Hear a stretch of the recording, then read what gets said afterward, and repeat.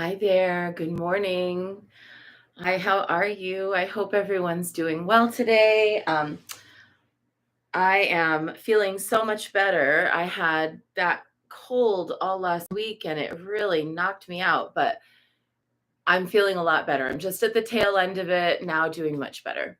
And things are exciting. I've gotten a lot of computer work done in the last couple of days, getting the temple ready for 2024, also closing the books on 2023 for the shop. Just a lot of stuff. So we're going to chant today. I'm going to, clear out with chanting. We're going to vibrate my vocal cords and my lungs and yours too. And let's, use this time in this quiet, but it's like it's both quiet and kind of a manic time, like the manic lead up to holidays and year end, but also the quiet creeping darkness of the solstice energy. It's so good. I know. Good morning, Kathleen. Yeah, thank you for noticing. I have been busy. I was keeping busy even as I was, with my little snooky nose and everything. Um, so let's get into it.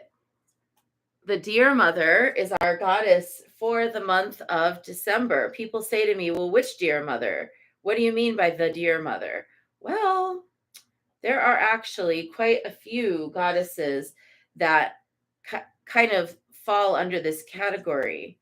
You might say proto goddesses of civilization, prehistoric goddesses, goddesses from a time before there was a word goddess, but where there was instead simply a recognition that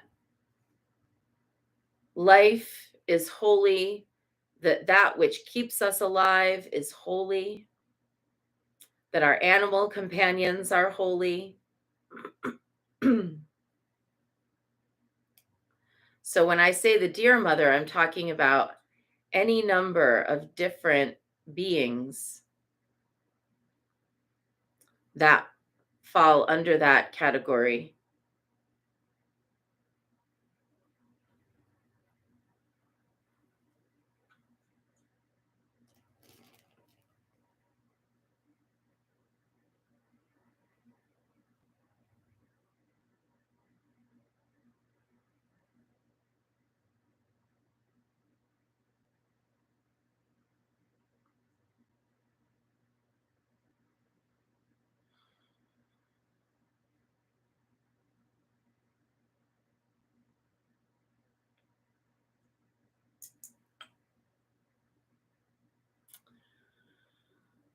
When the Deer Mother ascends the mountain, victorious in her splendor, she brings with her the elixir of the forest,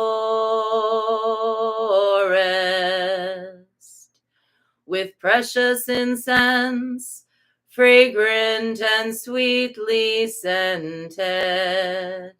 The mountain is purified, the forest is purified, the waters are purified, the animals are purified, the deities are purified, the spirits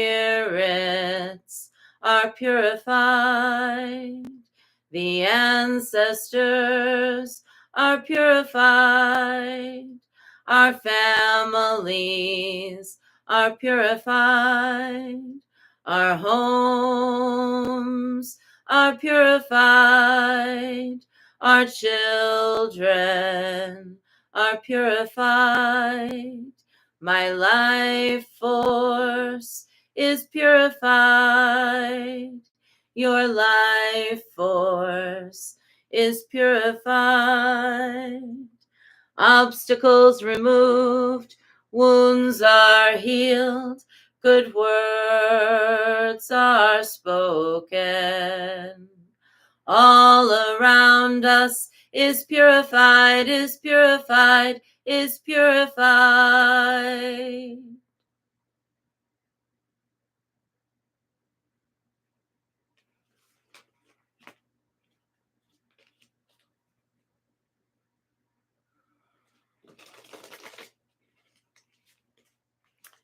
And let's see what message the dear God or the dear goddess brings us today with this deck from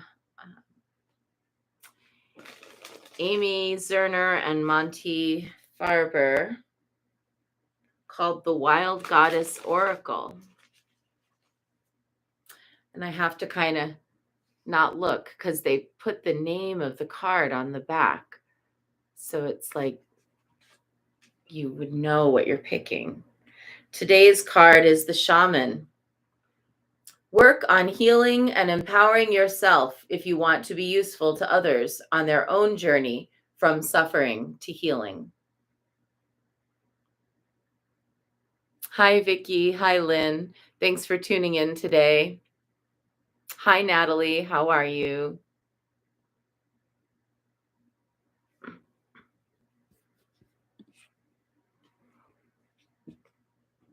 So let's see what the card says. Beautiful card, by the way.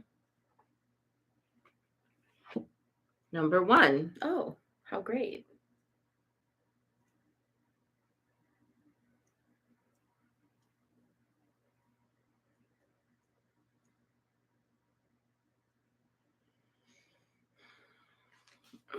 The shaman has climbed to her power place atop a sacred mountain.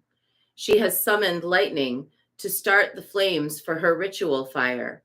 Through its smoke, a magical bird arises, called into being by her efforts to transcend earthly goals so that she can direct cosmic forces for the good of all. The appearance of the shaman in your reading is an indication that you are being called upon to realize that you are on your own personal quest, a shamanic ritual freeing you from habits and beliefs that limit your ability to see clearly the causes and connections that have produced undesired experiences. Difficulties and fears encountered must be faced as life lessons and dealt with to the best of your ability. Making excuses or other forms of shifting blame are threats to your personal growth and power. And it tells us to envision silver roots sprouting from the base of your spine and traveling down into the earth. See these roots beginning to draw up life-giving energy. As you're breathing, your sense of aliveness grows with each breath until you imagine branches of golden energy bursting from the crown of your head, bursting out and gathering the love, guidance, and support of your ancestors. Once gathered, the energy comes back through you, back down to the earth, returning to the earth. One continuous circle of energy. In our Via Carmen Pythia program, one of the things that we do as part of our practice is we recite these this kind of prayer, this testimony to women's spirituality that was written by Jade River. And in it, it says, to know that consciously or unconsciously, I have drawn situations to me. And this is a really hard practice because it feels like victim blaming if you've been through something really horrible to think, how would I would have never drawn that to me. I would have never called that in. Yes, she's calling the lightning. That's right, says Kathleen. You think, I would have never chosen this. I would have never picked this. Understanding that whether or not we've chosen, want, or desire a situation, and if it is somehow contributing to our strength and growth, are two different things. being able to say, even if this isn't what I would have chosen, I am responsible for it and I will take care of it. That is where you find your power. Learning to say, I don't think everything happens for a reason, but everything can be turned to a purpose. That is where we find our power. And so, even though we might not want all of the situations that have been called into being in our lives, if we are walking a shamanic path, an animistic path, a path of, um, relationship with the natural world, just like you know, the lamb doesn't choose to get eaten by the tiger or the wolf. It still happens, and it's a flowing forth of natural phenomenon. Hardships are just as natural to life as good moments. Both are natural to life. And being able to take all of it, the good and the bad, and sweep it with one wise, leveling hand into something useful, tinder for the fire of creation, a balm for the healing of the world. That is where we find our power. So, today in our meditation, let's go through, as we're chanting our Namo Guanxi Pusa, let's go through and scan our bodies and pull the energetic threads and little glimmers from every part of us and gather it all up. And then during the Om Mani Padme Hung, let's churn all of that into fuel that we send out into the world for the benefit of all beings. Let's do it. We're going to start now. 3 prostrations before the shrine. And you may have noticed 2 of the statues went back to the store. This altar is being dismantled. This altar is changing. The new year is upon us. This is going to be right here, over here. You won't see it on Facebook, but in YouTube you will see it. This is the dark moon altar, and that's where Baba Yaga is. She's coming into the house. She's coming into the house. And then over here, we've had our full moons this year with Isis, but recently Oshun just started to take over this entire altar array. And next year for our full moons, we are working with the kind of primordial mothers, the like ancient mothers, the nameless ones that are prehistoric.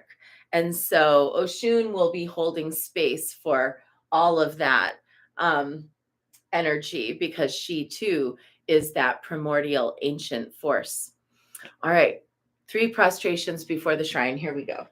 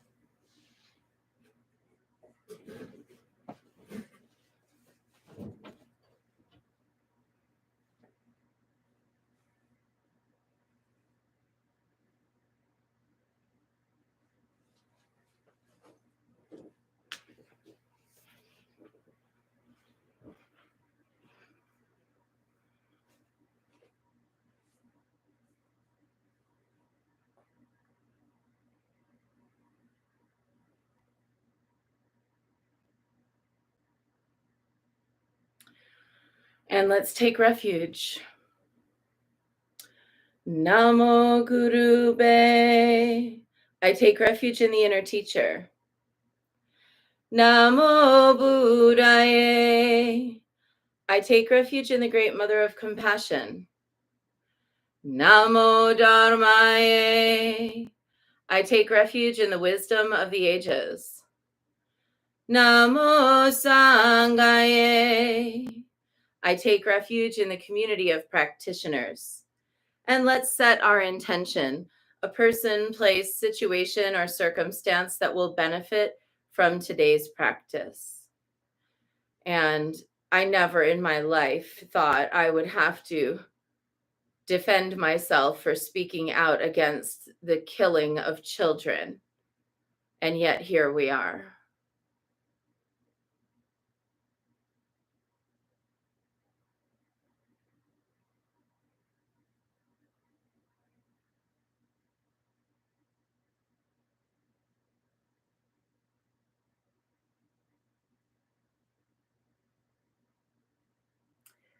And let's recite the four immeasurables.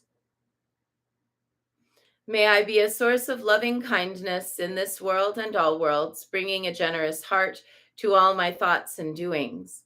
May I be a vehicle of compassion in this world and all worlds, ever mindful and aware of the tremendous suffering of others. May I be a brimming vessel of joy in this world and all worlds, delighting in the happiness of others as their suffering is alleviated. May I be a balance point of equanimity in this world and all worlds, seeing all as equals and all as deserving of goodness.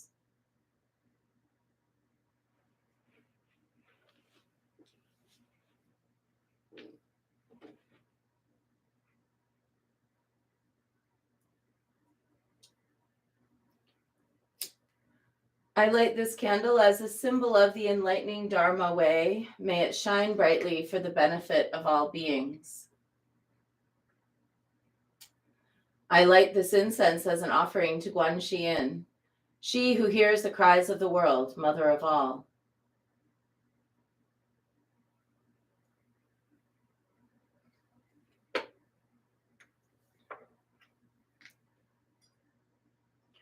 Om Ahum. Om Ahum. Om Ahum. Om Ahum. Om Ahum. Om Ahum. Om Ahum.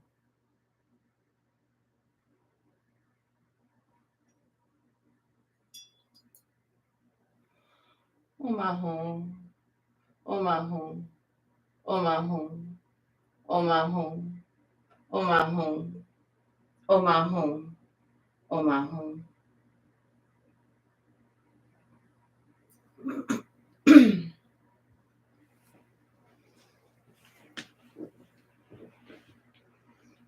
Reverently, I prostrate with my body, speech, and mind and present clouds of every type of offering, actual and virtual. I confess all my destructive actions accumulated since beginningless time and rejoice in the meditation of all holy and ordinary beings. Please, Guanyin, remain until the end of samsaric existence and turn the wheel of Dharma for sentient beings. I dedicate my own merits and those of others to the great enlightenment. 108 recitations of Namo Guanxi Yin Pusa as we scan our bodies and our psyches and we pull anything that has stuck there and turn it into gold dust that we're going to then bestow on the world as a wealth of healing and benefit.